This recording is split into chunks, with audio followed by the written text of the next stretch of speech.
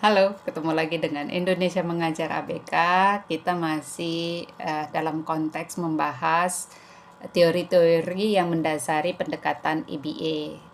Masih dengan Thorndike, kali ini Law of Readiness gitu.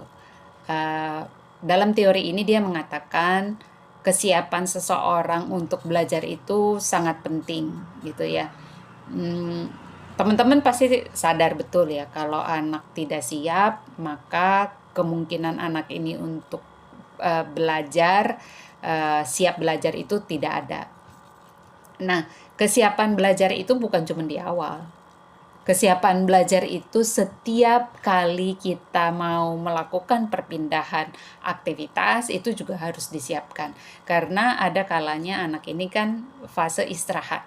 Nah, untuk mengembalikan posisi dia siap belajar itu juga sangat diperlukan. Jadi kesiapan belajar itu bukan ketika dia hadir ke sekolah, dia hadir ke klinik saja, tapi di setiap momennya. Bahkan ketika anak itu saat belajar dan dia off karena melamun, off karena dia terganggu sensorinya, off karena dia terganggu secara perasaannya, psikologisnya, dan lain sebagainya, maka kita perlu menyiapkan anak itu kembali dan tidak melihat bahwa anak ini tidak mood atau anak ini tidak fokus atau tidak konsentrasi. Tugas kita lah yang membuat dia untuk tetap readiness gitu ya, law of effect dari readiness. Semoga bermanfaat. Bye bye. Halo, ketemu lagi dengan Indonesia Mengajar ABK.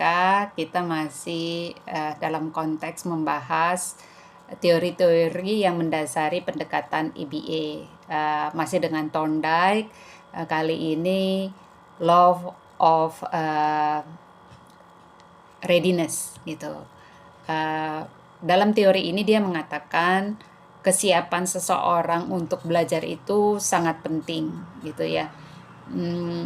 Teman-teman pasti sadar betul ya, kalau anak tidak siap, maka kemungkinan anak ini untuk siap belajar itu tidak ada.